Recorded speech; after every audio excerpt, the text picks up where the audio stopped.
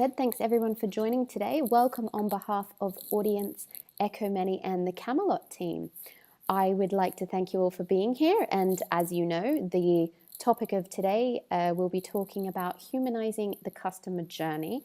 So first up, we have Javier Baron from Audiense.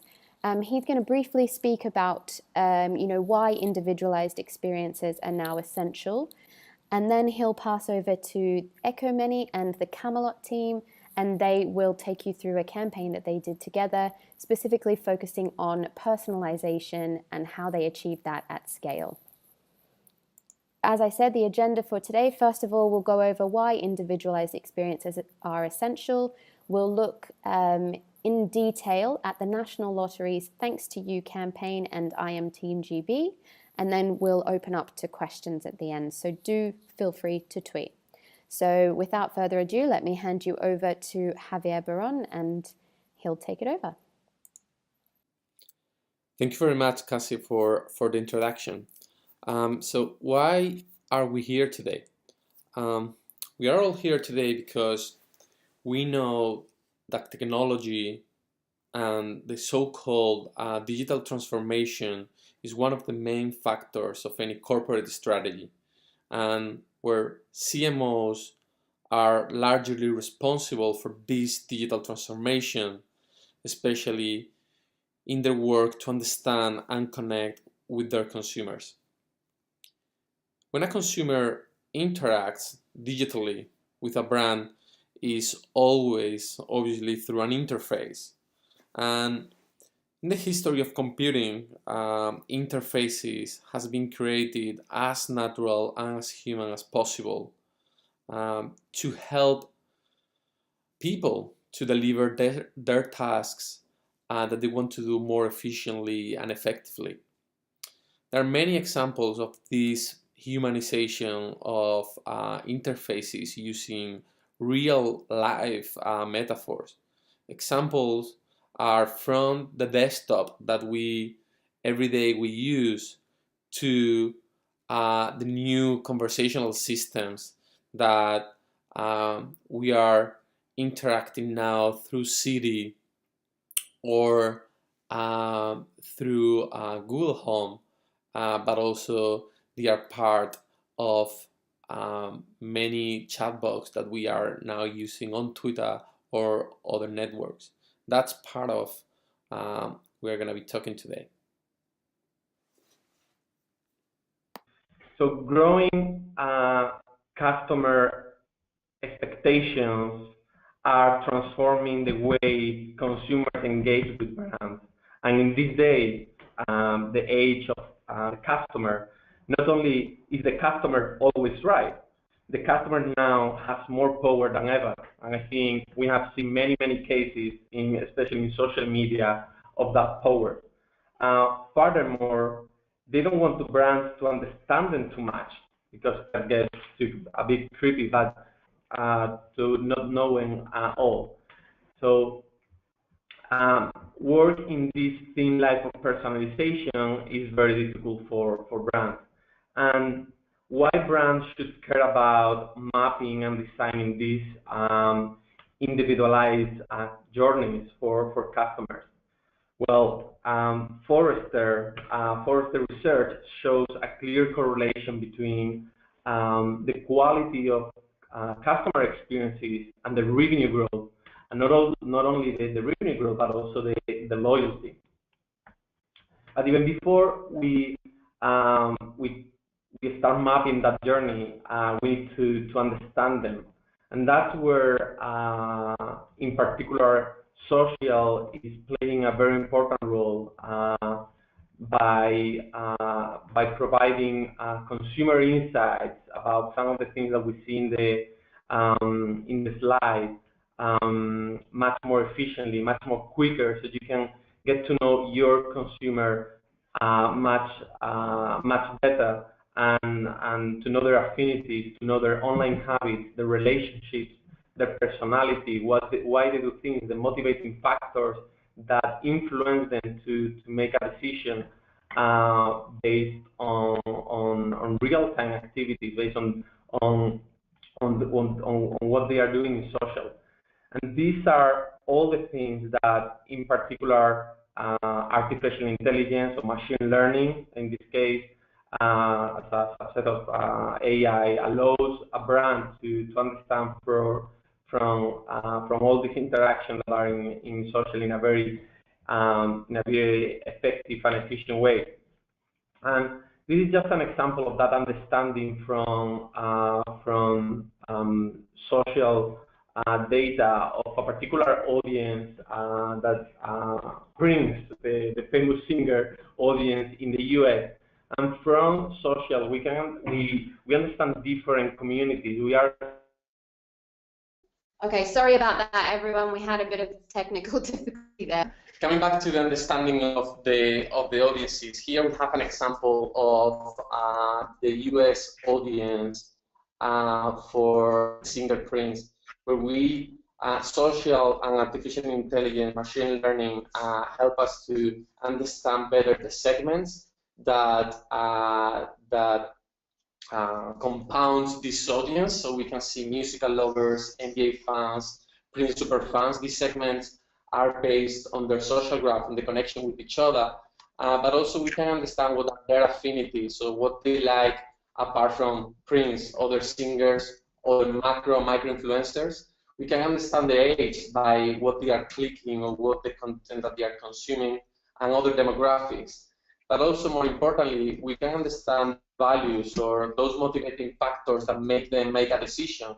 In this case, tradition, surprisingly, or hedonism would be the traits that are over-indexing the most. But also, particular interest in books and literature. What are those interest categories? In this case, we can see business and finance, politics and current events, but also comics are trending particularly high. But it is when you apply these insights to the journey when there is a big value. And in this example, we created a particular conversational experiences with the economists, where people that when they are delivering the right the content that they are subscribing, so the content that they are asking for, the content that they want, when they want it, and how they want it, because it's in their particular, in this case, in the social network that they are used to consume news. This allows, in this case, the economists to maximize lifespan of the content and actually allow them to consume in the network that they are consuming those news. At the end of the day, this chain of experience, so this experience that they are bringing to social, they are bringing to from their own channel or their main channel, bringing that channel to directly social network, is as well what the El País, one of the publication group in Spain, did. And here we can see some of the metric that they generated in only the first month, with hundreds of thousands of interactions and a very high engagement rate from the subscribers of that experience. So that was my part. Sorry about the technical difficulties. Hopefully I could articulate the presentation well. And now I wanted to hand over to the Echomany and the Camelot group to continue the presentation and talk more about how they individualize the experience in their campaigns. Thank you. So thanks for that introduction, Javier. I think what we want to quickly follow on from looking at some of those deep customer insights, what we want to show in the context of doing with the Camelot team in particular is how we can take that level of insight and deliver much more contextualized, much more personalized experiences. So in terms of what Echomany is and what Echomany does, it's all about one-to-one personalization, delivering real-time, one-to-one engagement with consumers, with fans of brands, with brand advocates. And the reason that we do this is we think this quote sums it up very well. It's to create that moment of surprise, that moment of joy that makes somebody want to watch a piece of content for longer, that it more importantly makes them want to share it with their friends. And this is something that we've seen time and time again with the campaigns that we've been running. We look at a lot of the different levels of personalization, and we think that sometimes it can be misconstrued as to what we mean. When we talk about personalization at Echomany, we very much are talking about one-to-one engagement, usually in a conversational, intent-driven engagement with an end consumer. But before that, you have obviously things like personification, which is the traditional way of creating segments, creating personas that you want to market to. And then, as we've just seen from Javier's slides, you have this. With social, we have this much deeper understanding about what the consumer is doing, so we can contextualize how we speak to them. We can speak to them in a language that is relevant to them. We can speak to them about related brands that are also relevant to them. And then obviously at the end of that journey, once they've engaged with that contextualized content, we can drive a one-to-one personalization. They've shown some intent. We know a little bit more about them as an individual, which means that we can engage with them much more deeply. And this is where Echomany comes in, and we generate, as I mentioned, real-time personalized video rewards. And we deliver those natively across social platforms, initially delivering purely across Twitter, and then more latterly across Facebook and Facebook Messenger. And of course, we can use this in traditional CRM engagement as well. The key to all of those platforms, and the key to the way that we deliver personalization, is that there has to be some kind of explicit intent from the user in the first case. So in Twitter, they've engaged with a conversational ad, or they've used a campaign hashtag or mentioned the brand. So we listen into that live social conversation, pulling out certain bits of data that we can extract from the user at the first point, which could just be as simple as their public profile data, or could be deeper in terms of content that they've uploaded, user-generated content, be that a tweet, a comment, a photograph that they might have posted, and we take that and embed that into video through the Echomany platform, and then deliver it back to that user natively on the platform that they started. So what we wanted to do, just as a precursor to a campaign that we've recently run with National Lottery, is talk about the amazing success that we saw with the I Am Team GB campaign. And I think it's worth me handing over to Priya at this point to explain a little bit about what the objectives of that I Am Team GB campaign were.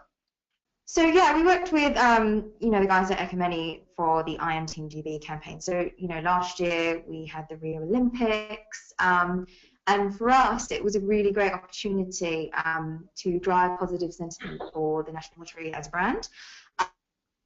But by engaging the Olympic enthusiasts in kind of the contribution that the National Lottery plays the players make to Team GB. For those that still aren't necessarily clear, that with the National Lottery, all the funding generally goes to good causes. So with National Lottery players, essentially we contributed about over 80 million per year to kind of support over 1,300 athletes on their road to Rio. So it was a real opportunity to thank our National Lottery players for all the support that they do provide, and essentially show them where the money goes and how effective it can be off the back of that. I should skip on and show, this is an example of one of the tweets that we received during the campaign. So yeah, so this is one example of what we did when we worked with the guys. So because we had the opportunity and access to a lot of the athletes, we worked with Echomany, we worked with a number of different content distributors as well to produce and create over a variety of different versions, from videos to still images, of our athletes essentially saying thank you to the National Lottery players. And every day we went out with different call to actions, showing off the successes of some of the Olympians and the medals won, but just showing some of the key highlights throughout. Really, the campaign revolved around the hashtag #IamTeamGB. What we wanted to do was really get the public behind this hashtag and get people kind of using it in their natural vernacular. So every day we went out, you know, talking about the successes, and in response to that, they would get a personalized kind of thank you from each individual athlete. You know, and this was a variety of stills and videos that we got with a number of different athletes. I think we had almost about 30 different versions. Yeah, so this was one of there were really quite lovely versions, actually. Yeah, if I can probably talk through a couple of these creative examples that we've got here. Effectively, we worked with the Camelot team to gain access to as many athletes as we possibly could in Team GB to shoot these bespoke pieces of content. So what I'm about to show you here, hopefully you'll be able to hear the audio of the video. Okay, is just one of those examples of Nicola Adams sending back a thank you to someone who's shown support for I Am Team GB.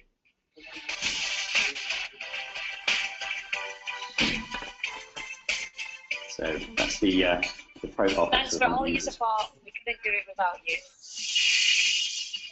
So you see there, we pulled in the tweet from the user, their handle, which was Chappers, and their profile picture, which it probably wasn't immediately obvious, but the profile picture was a dog with a police hat. So this is the sort of level of one-to-one personalization that we're able to deliver in an automated way at scale. We also were able to engage with some influencers around the campaign, so there's a nice response here to Amanda Holden using a different athlete. Thanks for your message. Thanks for your support.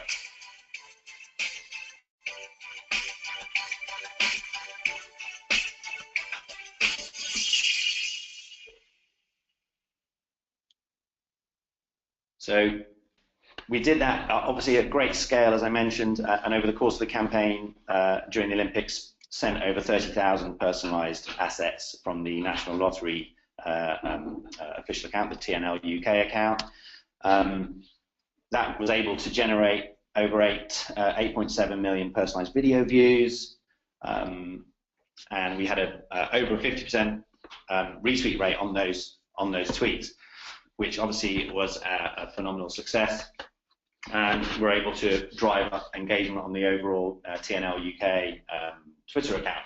So pretty outstanding results, and I think that those showed through in a lot of the coverage that campaign received after the event, whereby there's a couple of examples here of league tables and analysis that was done by the likes of Brandwatch, showing just how far and away the National Lottery had kind of won that battle for brand supremacy during the campaign, and obviously significantly outperformed the second place brands in terms of mentions across Twitter. Massive uplift in brand sentiment at that point as well, and that clear association with Team GB was something that we think was heavily responsible for that drive up in engagement and in sentiment. So that brings us on to the most recent campaign, which was the National Lottery Thanks to You campaign. And I think what we did there was effectively took on some of the learnings from that first campaign with I Am Team GB to see that by aligning with one of the important causes that the National Lottery supports, we could drive that great level of sentiment and engagement. So thanks very much, Tim. So Charles Stanton here from National Lottery social media team. So just to talk you through our thinking around hashtag thanks to you. So as you can tell by the hashtag, this campaign very much focused on a key objective to thank our players for everything they do every day to support some really well-known good cause beneficiaries and lottery funded beneficiaries. Moving to our objective for the campaign, key amongst that, of course, was to drive positive brand sentiments. But I mean, going deeper than that, I mean, really, it was about using the power of thank you to connect with players and engage with them on a much more deep-rooted level, I suppose. Specifically, trying to emphasize to them just exactly what they did themselves, which is a really powerful message. So this time round, we thought we'd obviously build upon the success of the Olympic campaign, and this time work with some of our beneficiaries themselves in order to reach new audiences, because we realised quite quickly that although tweeting from our own social properties was certainly successful when it came to the Olympics. When it comes to everyday messaging, it's clearly far more powerful that messaging come from the beneficiaries who have a really engaged following around the subject matter. So therefore, engaging relevant audiences and again showing the difference that our players make to them. So we had 5 good cause partners lined up. Those were the British Film Institute, British Olympic Association, the Royal British Legion, National Trust, and the Natural History Museum. So we selected these partners primarily because of the kind of pillars that they represented. So that it was a broad representation of all the different good cause organizations we work with. And the key driver in this was using the platform Twitter, as we had done with the Olympics as well. And we also looked for individual creative this time around. So going out with creators specific to those partners to try and generate engagement from their audiences and provide them with a surprise and delight element as well. So the initial tweets, which we call the intrigue posts, which we'll go into in a second, those intrigue posts serve to provide audiences of these different partners with a reason to engage, to receive a surprise, and they didn't know necessarily it would come from us. And that gave us the opportunity to then connect with people that wouldn't normally perhaps connect with the National Lottery social media channels. So going into some of these examples, you see here the British Film Institute is a good start. That was the first partner we worked with when we launched the campaign. And you'll see there the intrigue post is a series of photographers, and we generated a number of flashes to try and grab people's attention and make it a real thumb stopper. And you'll see that we kind of lead with an intrigue question. So did you know you're a British film legend? Retweet, and Tina UK will tell you why, with a little surprise. And we worked across all of our different partners and used the kind of intrigue message in different ways depending on the kind of key messaging around those partners. So for example, the National Trust, we used one of their kind of key brand messages, which is all about stepping into the places you help look after, and their slogan, for everyone as well. The Royal British Legion, so we talked a lot, of course, about veterans and what our players do for veterans. Natural History Museum, obviously focusing on dinosaurs because dinosaurs are cool. And with Team GB, we focused a lot on some of the kind of key athletes that had won and been particularly successful over the 2016 Olympics. So moving into how we responded. So clearly it was all around ways in which we brought to life that personalization, and we used the guys from Echomany to give us some good advice on how exactly is best to do this. One of the key things that we took on board was to try and provide personalization as soon as possible into the video to grab people's attention and make them realize that this is something a bit special. Certainly when it comes to surprise and delight, I think it's key to remember that people don't always understand what's going on. So the sooner you can make them aware that this video is for them, the better. One of my favorite responses for the campaign was the British Film Institute award ceremony. So we had a video. I don't know if we have that available to play. Yeah. So this was served to everybody. Contribution to British film goes to.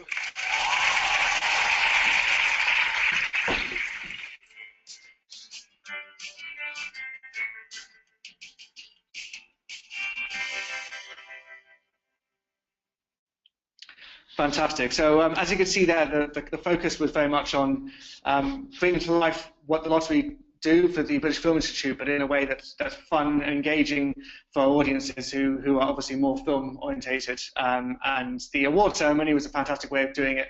And as you see, we have the message kind of off the back of the personalised award, just explaining exactly what our players do for the British Film Institute, and that was a particularly successful activation.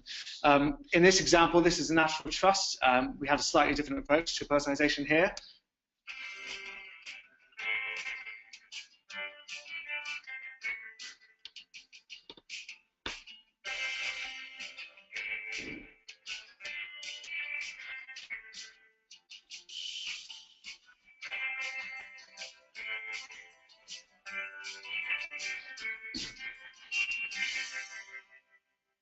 Fantastic. So you'll see there, this was actually a lot of fun. We're using our creative agency, Waste. We created a kind of an overlay to make the image of your profile picture appear a little bit more arty, a little bit more like it was, painted essentially, to give it that extra bit of context. And obviously we use the term national treasure to kind of bring to life the national trust element of this particular activation.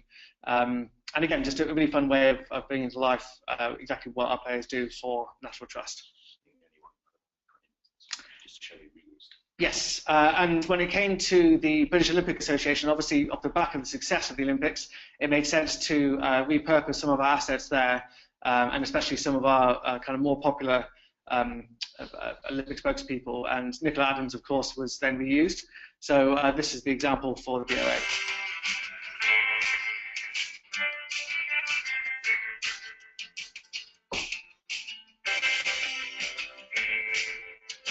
Thanks for all your support. We couldn't do it without you. So of course, this time around, we had the BOA themselves tweeting out the initial intrigue post. So that again helped us to reach new audiences that perhaps wouldn't have seen TNO activity during the Olympics themselves. So, a fantastic campaign, really well executed, and some results. So first of all, over 5,000 personalized assets sent from our own properties, 1.4 million earned impressions on personalized tweets, plus 35% retweet rate on personalized partner tweets, 400%. Sorry, we can't quite see on the screen there. 400% uplift in Twitter engagement on @TNOUK, our Twitter handle. And finally, 7.3 million campaign impressions, which is a fantastic result for this campaign. Thank you, Charles. So after the success of that campaign, and seeing that we knew that the partnership approach had worked previously, and as you can see from those results, it had worked again. And so we've been working with the team here at Audiense to understand a little bit more about the users that engaged across this campaign.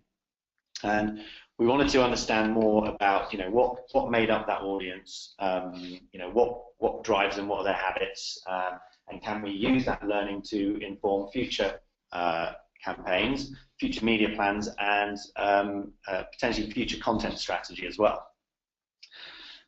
I think there were some key groups that were pulled out of that analysis, and some of which we would expect. I think the Olympic enthusiasts we know would have been driven by that relationship with IM Team GB. There was a strong leaning towards mums, but then we've got these kind of outlying communities, the sort of Liverpool FC fanatics, which on the face of it, you'd think might be a bit of an anomaly, but actually could well be a relation to. I think we realised that the British Legion officers are based in Liverpool, got a strong affinity up there, but this is something that could form a very unique set of target audience, a unique target audience for a future campaign. And then obviously we get the core demographic data as well to understand that. When we start to drill down further into those groups, we see some unique accounts that these people followed. So we start to see some affinities with certain stores, certain music artists from the music lovers' point of view, and key people within the sports fans group. And what this all does is obviously gives us a much deeper insight into those groups. So when we start to dig deeper into that audience, and crucially what we're looking at here is that you've got the core audience for National Lottery, but then there were the extended audience of the partners themselves, and then there's also an audience that exists beyond the actual follower base of those, all of those channels, and these are people that are just engaging with the campaign and engaging with the brands. So we get this expanded audience size of just over 4 million. And then we looked at how those campaign partners drove engagement. So we can see here on a rough timeline how each of those different partners drove tweets and user engagement. And there's a real spike around the British Legion, as you can see there, another spike there around the National Trust. And this is all in line with activity that was going on. Some campaigns ran for a number of days with each individual partner, some ran for just a couple of days. But it starts to give us a real sense of what that sort of partnership approach could drive.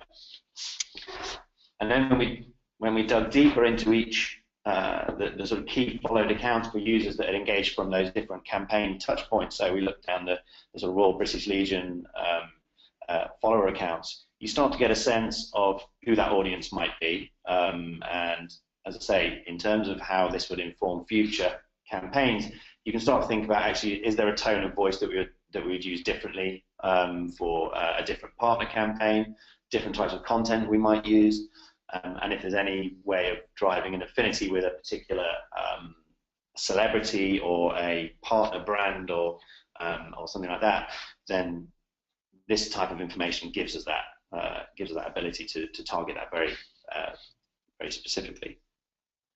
If anybody else wants to add any more to that.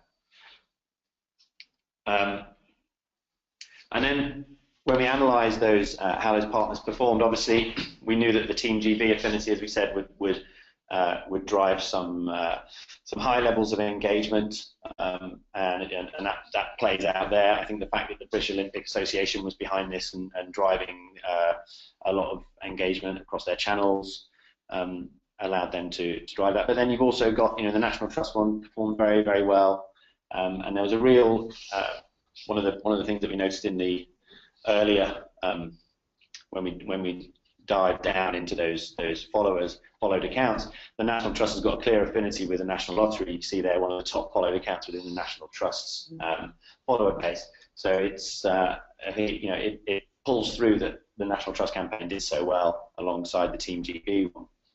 And I think that the British Legion was something of a surprise at how well it did as well. Absolutely, yeah. And in fact, actually, what I would say is the British Legion activation we found was the most engaged with, I believe, hopefully the stats will clarify that, but certainly what we saw is of all the personalised videos that were served to audiences, the Royal British Legion ones were the ones that were then most engaged with by the audiences of the person who had been served that personalised response.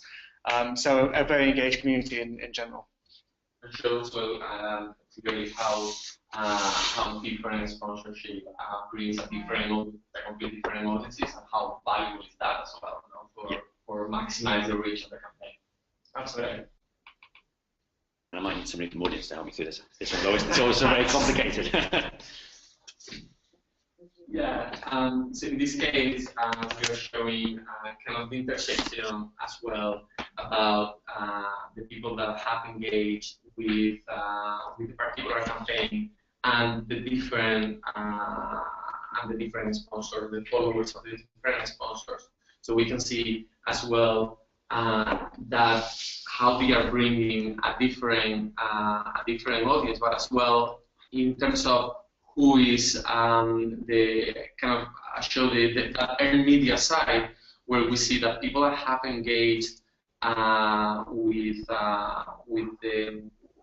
the campaign, that we see thanks to you engagers, how the exclusivity of these users are very low, because basically they are part of the followers of the different accounts. So it's like, I think it shows how important it is to make strategic decisions about those sponsors, and those sponsors how they can maximize the reach at the end of the day. So taking those learnings and the data that we've been able to dive into, we're now looking at how we can take that insight and certainly very actionable insights to drive even more personalized experience. So looking ahead, obviously there's analyzing partner accounts and those follower segments to inform the content strategy. So as we mentioned, there may be affinities, there may be a tone of voice that would be different As you can see, I think the Royal British Legion, you've got a strong following for the likes of Jeremy Clarkson. He's got a certain tone of voice that might inform how we could drive content that would be relevant to them and that would resonate with them even more. We can target those audiences with highly contextualized calls to action. So obviously, before Echomany can engage, before we can send back a personalized one-to-one piece of content, we need to grab their attention. We need to drive somebody to give us that first intent. And so actually the contextualization of content, and that's the sort of information that we can get from this deep data insight, that gives us a better chance of hitting the target audience with the right message, with the right tone of voice, talking about the right brands. And obviously, we can encourage greater sharing and amplification because the creative, as I said, if the tone and the content is right, it's going to drive even better returns. And that's everything for now. Hopefully, there's some questions, and we're left with a time on the end to answer any. Perfect. So I'm hoping that everyone can still hear. If we have any, we've got some time for some questions. So we did have a couple in the chat. So firstly, let me just say the first one that came up. So we had a question, how can these insights be used by businesses? Every speaker's point of view today, we heard how different sets of personalization can be combined to individualize a customer's experience with your brand.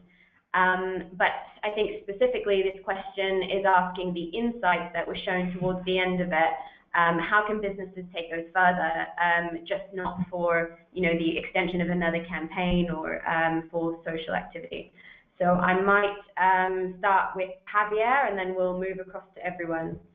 Excellent. So actually, last slide actually show some of these activations that are possible from this insight. I would like to highlight about one is the media strategy and how many times businesses make strategic decisions about what influencers, what sponsorships they are using for particular campaigns for their marketing strategy, and how this insight can influence those decisions based on data.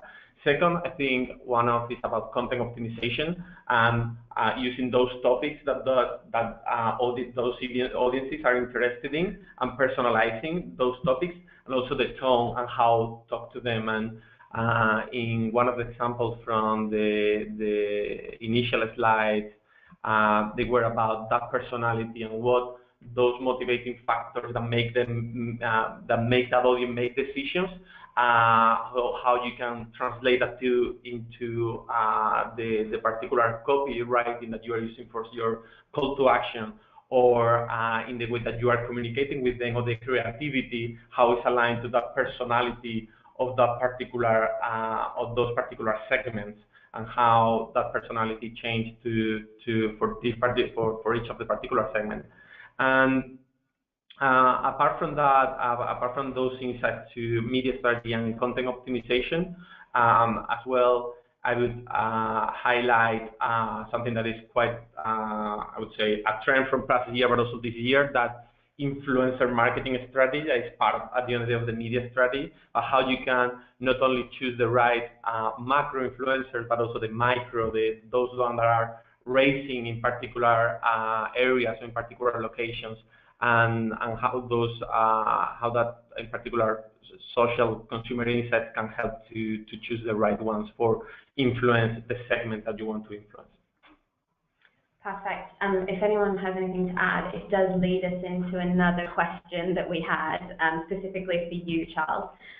So we had a question about how did you actually identify the different partners for that campaign, and in particular for the IMGB campaign. How did you use all the Olympic team, or did you only select a few of the individuals, and how did you basically make that decision? The current campaign. So I suppose actually, hands up, to be honest, we didn't use a great deal of actionable insight, certainly not to the level that we can see here. When it came to selecting our partners, we very much had an objective to try and bring to life all the different areas that we as a lottery work with that perhaps our audiences weren't aware of. So we thought of focusing on certain pillars across, for example, culture, kind of museums and arts, film, of course, sport, and of course the Royal British Legion as well, so which focus more on charity. So we identified pillars that in the past we had seen, we obviously do more work with and could talk more about, but in kind of retrospect, we didn't have this level of insight to be able to identify with kind of mathematical certainty what areas our audiences would be interested in. So I think this campaign has really helped to highlight that. When it comes to the Olympics, so that was slightly different. Priya was perhaps more involved in this campaign, but I can, Priya, if you wanted to interject here. Yeah, no worries. So for Team GB, we didn't use every single athlete. Essentially, we did attempt to film as many as possible as we could when we had the opportunity. There were kind of several different factors in terms of why certain ones were chosen at the end, mostly due to technical reasons. So if you see, it was essentially, there were different versions. So the one that we did show was the board flipping, and for technical reasons, there were some that we could use, some that we couldn't, just on the basis of how we then had to work with Echomany to get that working in the back end from a personalization point of view. But the intent was to use as many as we possibly could, to show the breadth of the kind of volume of athletes that were essentially going to kind of emphasize the fact of how many athletes are actually funded by the National Lottery and the players that essentially play every week. One of the bigger things that we would have wanted to do is actually create, kind of similarly to Rio, a variety of different options in terms of the responses that came back. I think we were prohibited a little bit by time, but otherwise, essentially, kind of having a number of different variations ultimately would have been something that we would have loved to have kind of included in this campaign as well. Cool. All right, well, I'll pass on to Tim now. So we had another question specifically about personalization. So in terms of like how far you go with personalizing different campaigns, what are the different variances in terms of, you put a name in a video, or you can go to a certain extent as well. And how well do you see them perform differently, like the extent of the personalization? So generally, if we're working across social and we want it to be a fairly frictionless engagement, so we want it to do something quite simple, like use a hashtag, retweet something, then we're taking public profile data. So it's typically a name, a handle, a profile picture. We can also take the contents of a tweet. That brings with it a few issues or challenges, should we say, in terms of making sure that the content that goes into that tweet is what the brand would want to be in there. So obviously we can run profanity filters and sentiment filters and things like that. And we can do that for images as well. So we can run images through a third-party moderation API, so we can make sure nothing untoward gets through. But as soon as you automate a process like that, something's going to get through the net. And we've run campaigns with clients in the past whereby they might have had a certain set of users that might troll them around a certain subject. It's not always that easy to pick up what they're doing. So when we're personalizing, we tend to stick with the safer content along that side, unless we're running what we call a curate and target campaign.